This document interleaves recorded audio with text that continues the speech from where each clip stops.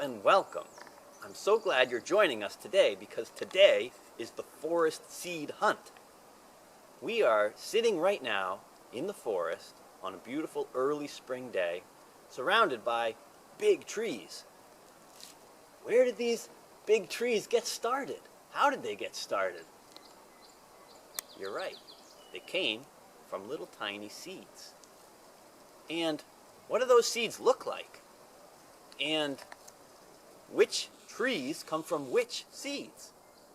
Well, that's what we're going to figure out, because today we're gathering seeds and then we'll take them home, plant them in little pots on the windowsill, and see which trees sprout from which seeds. But first, we got to go gather some seeds.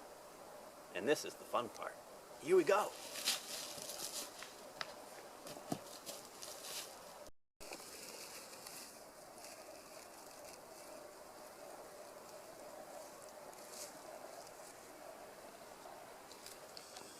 Oh, look at this.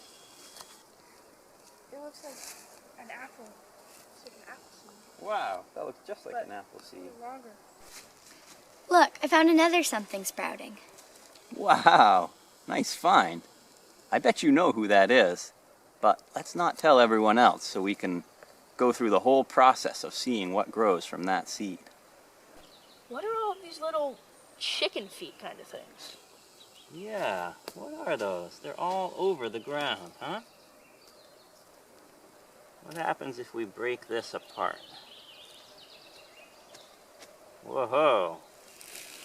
Hey, wait, that's the same thing. You got it. Oh. So that's what they came from. Can you tell what part of that is the seed and what isn't? Let's look at these two in my hand. Which one looks like it might have the potential to hold a sprout? That one. Yeah, a little round bump in the middle that's all smooth and full of life. I think this is just the bract, like on a That floats it down, pine kind cone. of. Yep, it makes a house for the seed. So we just switched to a new section of the yard to see what else we would find, which is a great thing to do. Check under different trees in different areas. If you have a backyard or if you're on some public land in a park, go to different places where the forest looks different and then dig around in the leaves and see what there is. Huh. I'm finding a bunch of round fuzzy ones. So am I. Let's see what's inside of these round fuzzy ones.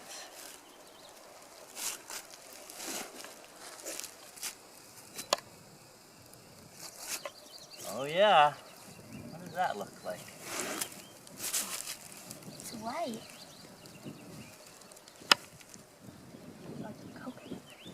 Oh, look. Like a coconut. Yeah. Right, definitely looks like there could be a sprout from that.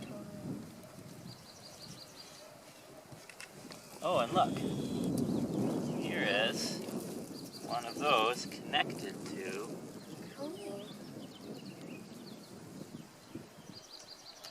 There's a lot that would have been on. 1, 2, 3, 4, 5, 6, 7, 8. Right. Right.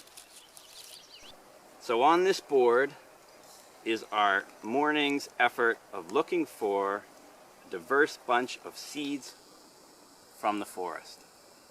I'm not going to tell you who they all are, because that's part of this adventure, is we get to plant them and wait and see who comes up. But I might say that on this board is hop hornbeam, white ash, yellow birch, white birch, maple, sugar maple, hemlock, cedar, beech, chestnut, basswood, and oak. Wow, that's awesome. So many different trees. Let's look inside one of these and think just a little more about identifying a seed as a seed. When you're in the woods, some things look like leaves. Some things look like trees. Seeds are different. If you think, what is that thing?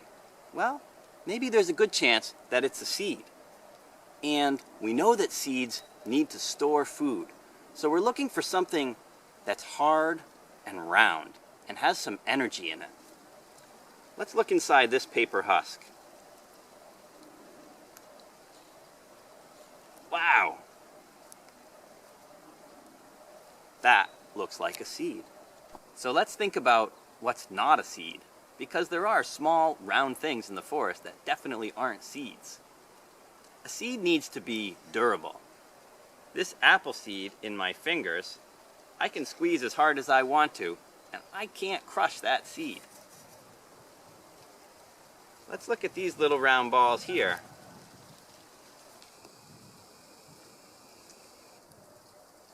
Mush. These are the buds of red maple. Definitely not a seed. I hope you had a great seed hunt. The next step is to take the seeds home, spread them out on a table, and draw each seed.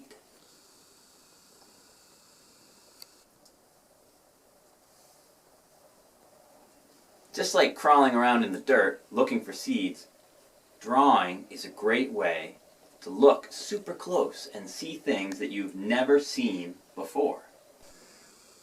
So where's the seed that looks like this one?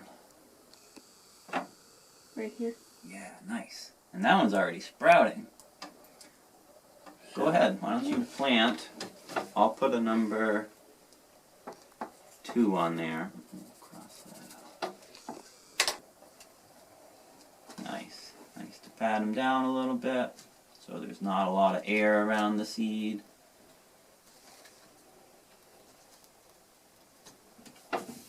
Plants are really smart. If we put them in upside down, they're going to go up no matter what.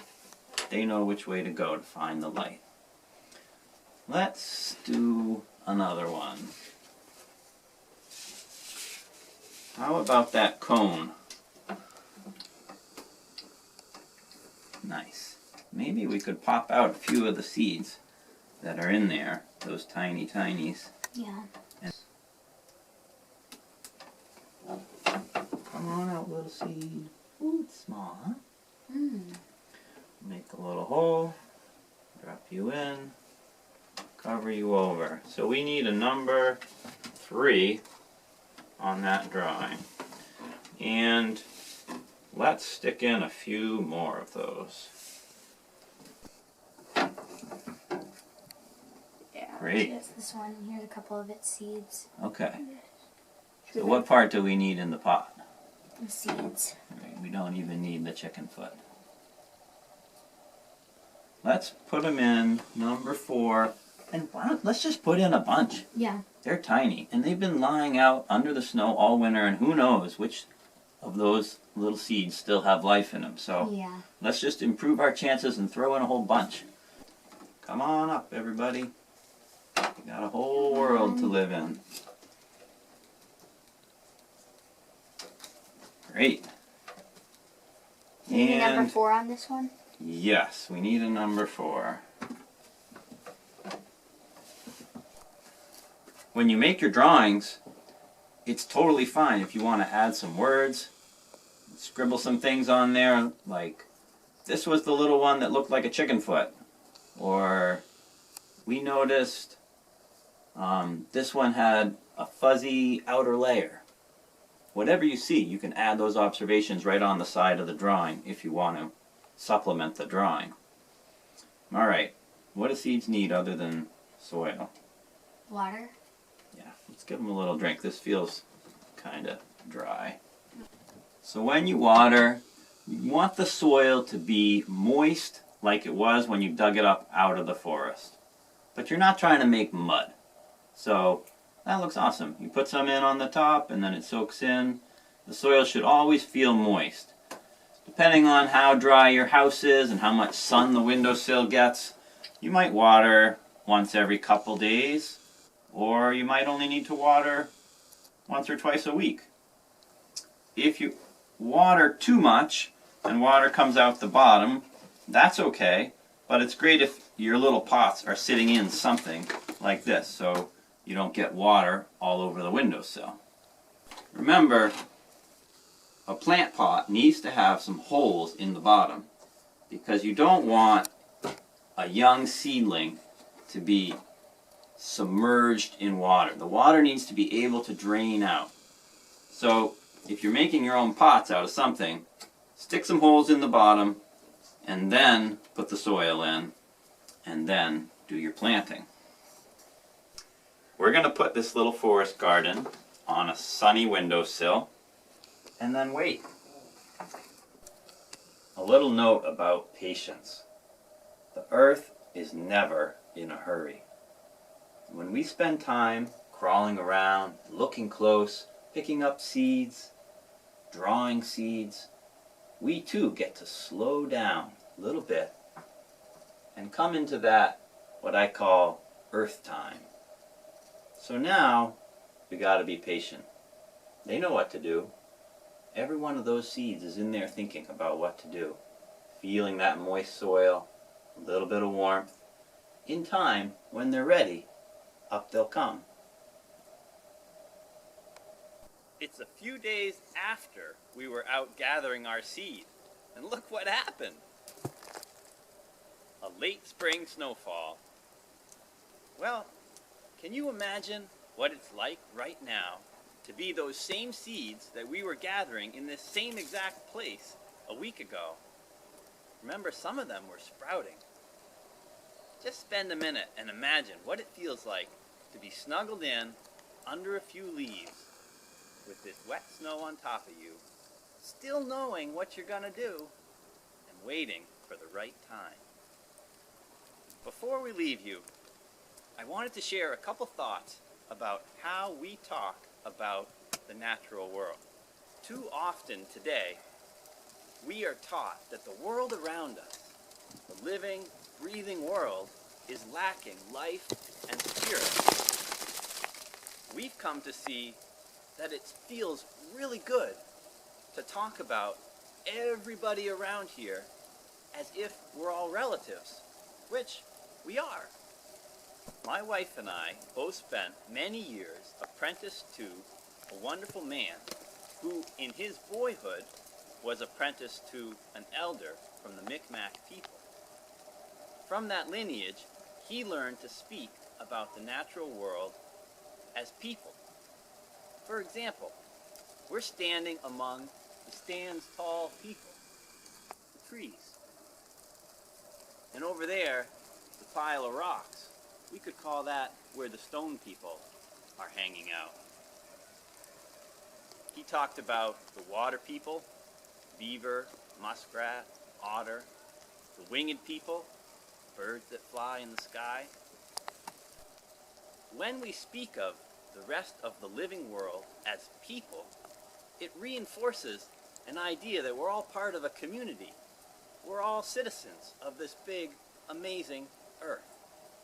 In the same vein, it's good to think about the pronouns that we use when we describe the world around us. I've noticed that kids are good at using pronouns when describing nature. For example, if a tiny spider is trying to crawl out of a bathtub but can't make it up the side, a kid runs to the rescue and says, "Oh, let me help her, or let me help him." It makes sense to say, "Let me help her." Just like if you baked cookies with your dad yesterday, you would not say, "Yesterday, I helped it make some cookies." You would say, "I helped him make some cookies." Sometimes it might not feel right to say him or her. Robin Wall Kimmerer, who is a really awesome and smart scientist and writer and thinker, says, maybe we should try he or chi. This could be a word that doesn't have any gender associated, but honors the life of that which we're talking about. If you want to, and it feels right, you could try speaking of the world around you as the people. Or you could try using pronouns like he or her or they or them, or ki or chi. So it's not just what we do in nature, but how we speak of our world that can deepen our sense of belonging and our love for the earth. Thanks for joining us. And if there's no snow where you are, go crawl around on the earth. Gather some seeds. If you want to learn more about Koviashuvik or the Local Living video project, you can check out mainlocalliving.com.